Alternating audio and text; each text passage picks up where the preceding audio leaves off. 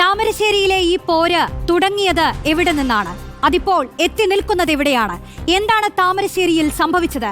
നമുക്ക് വിശദമായി തന്നെ നോക്കാം. ഈ സംഭവ വികാസങ്ങൾ ഇതുവരെ ഉണ്ടായത് എന്തൊക്കെയാണെന്ന് നമുക്കൊന്ന് നോക്കിയാൽ നോക്കൂ.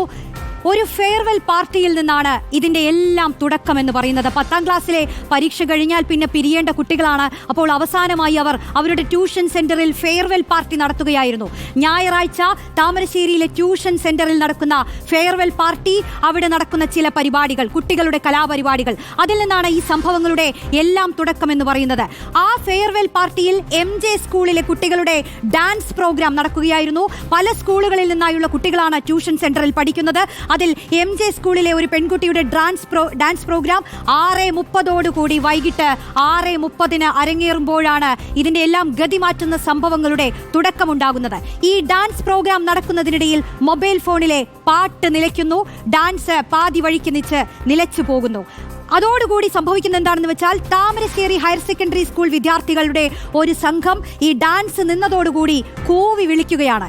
ഈ കൂവി വിളിക്കുന്നതോടുകൂടി ഈ സംഭവങ്ങൾ പിന്നങ്ങോട്ട് മാറി മറിയുകയാണ്. പിന്നെ നമ്മൾ കാണുന്നത് ഒരു ഏറ്റുമുട്ടലാണ്. ഏറ്റുമുട്ടൽ എന്ന് പറയുമ്പോൾ MJ സ്കൂളിലെ കുട്ടികളും ഈ താമരശ്ശേരി കോരങ്ങാട് സർക്കാർ ഹയർ സെക്കൻഡറി സ്കൂളിലെ കുട്ടികളും തമ്മിൽ ഏറ്റുമുട്ടുകയാണ്. കൂവി വിളിച്ചത് എന്തിനാണെന്ന് ചോദിച്ചുകൊണ്ട്, പരിപാടി കുളമാക്കിയില്ലേ എന്ന് ചോദിച്ചുകൊണ്ട് കുട്ടികൾ പരസ്പരം ഏറ്റുമുട്ടുന്ന ഒരു കാഴ്ച. കുട്ടികൾ ഏറ്റുമുട്ടലിലേക്ക് പോയപ്പോൾ അധ്യാപകർ ഇടപെടുകയാണ്. ഏറ്റുമുട്ടിയ കുട്ടികളെ പിടിച്ചു മാറ്റുകയാണ്. പക്ഷേ അവിടെയും തീരുന്നില്ല, പിടിച്ചു മാറ്റിയിട്ടും അവസാനിക്കുന്നില്ല. പക്ഷേ കുട്ടികളോട് പിരിഞ്ഞു പോകാൻ അധ്യാപകർ നിരന്തരമായി ആവശ്യപ്പെടുന്നു. ഈ കുട്ടികളെ പരസ്പരം പിടിച്ചു മാറ്റുന്നു. അതുമാത്രമല്ല, അധ്യാപകർ പിന്നെയും ഇടപെടുന്നുണ്ട്. ഈ MJ സ്കൂളിലെ വിദ്യാർത്ഥികളെ അധ്യാപകർ തന്നെ അവരുടെ വണ്ടിയിൽ വീട്ടിലെത്തിക്കുന്നുണ്ട്. മതിയാക്കൂ ഏറ്റുമുട്ടൽ എന്ന് പറഞ്ഞുകൊണ്ട് ഏറ്റുമുട്ടിയ കുട്ടികളെ തന്നെ അവിടെ നിന്നും ട്യൂഷൻ സെന്ററുകളിൽ നിന്നും അതാത് കുട്ടികളുടെ വീട്ടിലെത്തിക്കുകയാണ് അധ്യാപകർ ചെയ്യുന്നത്. പക്ഷേ അതോടുകൂടി ഈ സംഭവം കൂടുതൽ വഷളാവുന്നു എന്ന് നമുക്ക് പിന്നീട് മനസ്സിലാക്കാൻ കഴിയും. ഈ കുട്ടികളെ വീട്ടിലെത്തിച്ചിട്ടും കാര്യങ്ങളൊന്നും തീരുന്നില്ല. ഈ രക്ഷിതാക്കളെ വിളിച്ച് കുട്ടികളെ ഇനി ട്യൂഷൻ സെന്ററിലേക്ക് വിടരുത്, ഈ താമരശ്ശേരി ജംഗ്ഷനിലേക്ക് വിടരുത്, നിങ്ങൾ സൂക്ഷിച്ചു കൊള്ളൂ എന്ന് മാതാപിതാക്കൾക്ക് അധ്യാപകർ മുന്നറിയിപ്പും നൽകുന്നുണ്ട്. പക്ഷേ അവിടെയും തീരുന്നില്ല കാര്യങ്ങൾ. ഈ മുന്നറിയിപ്പ് നൽകിയിട്ടും പിരിഞ്ഞു പോയ വിദ്യാർത്ഥികൾ പിന്നീട് സമൂഹ മാധ്യമങ്ങളിൽ ഗ്രൂപ്പുകൾ ഉണ്ടാക്കുകയാണ് ചെയ്യുന്നത്. അതായത് ഗ്രൂപ്പ് ഉണ്ടാക്കി ചർച്ച നടത്തുന്നു. ഈ സംഭവം നടക്കുമ്പോഴും അന്വേഷണ സംഘം കണ്ടെത്തിയിട്ടുള്ള ഒരു കാര്യമാണ് ഗൂഢാലോചന.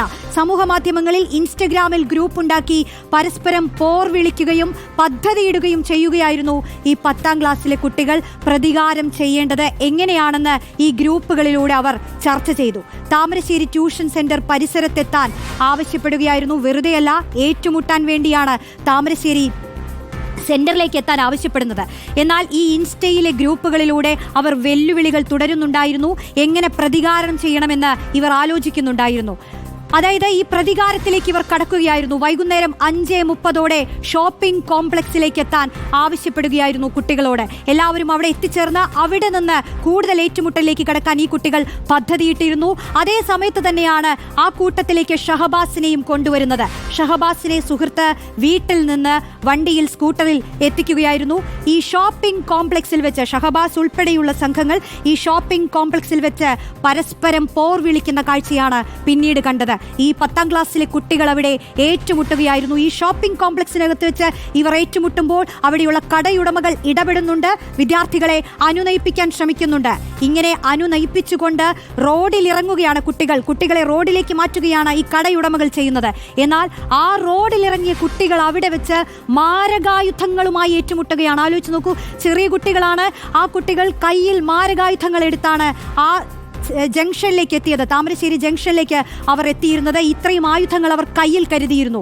അതേസമയത്താണ് സംഘർഷത്തിനൊടുവിൽ ഷഹബാസിനെ സുഹൃത്ത് തിരിച്ച് വീട്ടിലേക്ക് കൊണ്ടുപോകുന്നത്. പരസ്പരം അടിയും പിടിയും ഉണ്ടായി, വലിയ മർദ്ദനങ്ങളുണ്ടായി. ഈ മർദ്ദനമേറ്റ ഷഹബാസിനെ തിരിച്ച് വീട്ടിലേക്ക് കൊണ്ടുപോകുന്നത് സുഹൃത്താണ്. പക്ഷേ പോകുന്ന വഴിയിൽ ഷഹബാസ് സ്കൂട്ടറിൽ നിന്നിറങ്ങി വഴിയിൽ ഛർദ്ദിക്കുന്നുണ്ട്. ഈ ഛർദ്ദിച്ചതോടുകൂടി തന്നെ സുഹൃത്തും പേടിയിലാവുന്നുണ്ട്. എന്താണ് സംഭവിക്കുന്നതെന്ന് അറിയാത്ത ഒരവസ്ഥയുണ്ടാവുന്നുണ്ട്. ഉടനെ തന്നെ സുഹൃത്തിന്റെ വീട്ടിലേക്ക് ഷഹബാസിനെ കൊണ്ടുപോവുകയാണ്. ഛർദ്ദിച്ചു കഴിഞ്ഞപ്പോൾ വീട്ടിൽ കൊണ്ടുപോയാൽ എന്തായിരിക്കും അവസ്ഥ എന്നറിയാത്ത ആ ഒരു പേടിയുള്ള ഒരു സാഹചര്യത്തിൽ ഈ സുഹൃത്തിന്റെ വീട്ടിലേക്ക് ഷഹബാസിനെ കൊണ്ടുപോകുന്നു. അതിന് പിന്നാലെ ഷഹബാസിന്റെ വീട്ടിലേക്ക് തന്നെ ഷഹബാസിനെ എത്തിക്കുകയാണ് ചെയ്യുന്നത്. പക്ഷേ വീട്ടിലെത്തിയ ഷഹബാസ് എന്ന് പറയുന്നത് ഷഹബാസിന് വലിയ ശാരീരിക ബുദ്ധിമുട്ടുകളുണ്ട്. വലിയ ഗുരുതരമായ മർദ്ദനങ്ങളാണ് ഷഹബാസ് ഏറ്റിട്ടുള്ളത്. വീട്ടിൽ ഷഹബാസ് കുഴഞ്ഞു വീഴുകയാണ്. മാത്രമല്ല പിന്നാലെ തന്നെ ഷഹബാസിന് ഓർമ്മയും നഷ്ടപ്പെടുന്നു. ഇതോടുകൂടിയാണ് വീട്ടിലുള്ളവർ പേടിക്കുന്നത്. പ്രത്യേകിച്ച് നമുക്കറിയാം, തലയ്ക്കൊക്കെ പരിക്കേറ്റ് കഴിഞ്ഞാലാണ് ഇന്നറായ എന്തെങ്കിലും ഇത്തരത്തിൽ മർദ്ദനങ്ങൾ ഉണ്ടാവുമ്പോഴാണ് ഛർദ്ദിക്കുന്നത്. ഇതറിയുന്ന കുടുംബക്കാർ തന്നെ പേടിക്കുന്നുണ്ട്. പിതാവ് ഉടനെ തന്നെ സുഹൃത്തുക്കളെ വിളിച്ച് സംഭവം തിരക്കുന്നുണ്ട്. എന്താണ് മകന് സംഭവിച്ചത് എന്നറിയാതെ നടുങ്ങി നിൽക്കുന്ന മാതാപിതാക്കൾ സുഹൃത്തുക്കളെ വിളിച്ച് അന്വേഷിക്കുമ്പോഴാണ് സംഭവം, ഇങ്ങനെ തല്ലുണ്ടായ സംഭവങ്ങൾ അറിയുന്നത്. ഉടനെ തന്നെ കുടുംബം താമരശ്ശേരി താലൂക്ക് ആശുപത്രിയിലേക്ക് ഷഹബാസിനെ മാറ്റുകയാണ്. പക്ഷേ താമരശ്ശേരി താലൂക്ക് ആശുപത്രിയിലും കാര്യങ്ങൾ കയ്യിൽ കിട്ടുന്നില്ല എന്നറിയുമ്പോൾ കോഴിക്കോട് മെഡിക്കൽ കോളേജിലേക്ക് ഷഹബാസിനെ മാറ്റണമെന്ന് ആശുപത്രി അധികൃതർ ആവശ്യപ്പെടുന്നു. ഉടനെ തന്നെ കോഴിക്കോട് മെഡിക്കൽ കോളേജിലേക്ക് മാറ്റുന്നു. പക്ഷേ വൈദ്യസഹായം ഫലം കാണാതെ വരികയാണ്. 60% ഷഹബാസിന് തലയ്ക്ക് പരിക്കേറ്റിട്ടുണ്ടെന്ന വിവരമാണ് അറിയുന്നത്. പിന്നീട് മണിക്കൂറുകൾക്ക് ശേഷം ശസ്ത്രക്രിയ സാധ്യമാണോ എന്ന് ഡോക്ടർമാർ പരിശോധിക്കുന്നു. പക്ഷേ ശസ്ത്രക്രിയ സാധ്യമല്ല.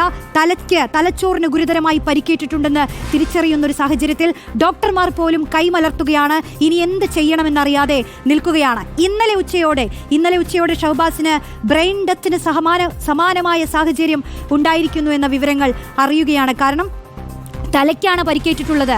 അതുകൊണ്ട് തന്നെ ബ്രെയിൻ ഡെത്തിലേക്ക് പോവുകയാണ് ആ 10ാം ക്ലാസ്സുകാരൻ. ഇന്നലെ രാത്രി 12:30 ഷഹബാസ് മരണപ്പെടുകയാണ്.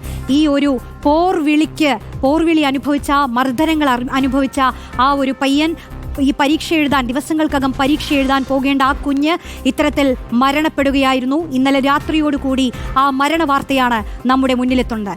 ഇതാണ് ഈ സംഭവത്തിലുണ്ടായ ഇത്രയും അധികം ഈ മണിക്കൂറുകൾ കൊണ്ട്, ഈ ദിവസങ്ങൾ കൊണ്ട് സംഭവിച്ചിട്ടുള്ള കാര്യങ്ങൾ. ഇങ്ങനെയാണ് ഷഹബാസ് മരണപ്പെട്ടത്.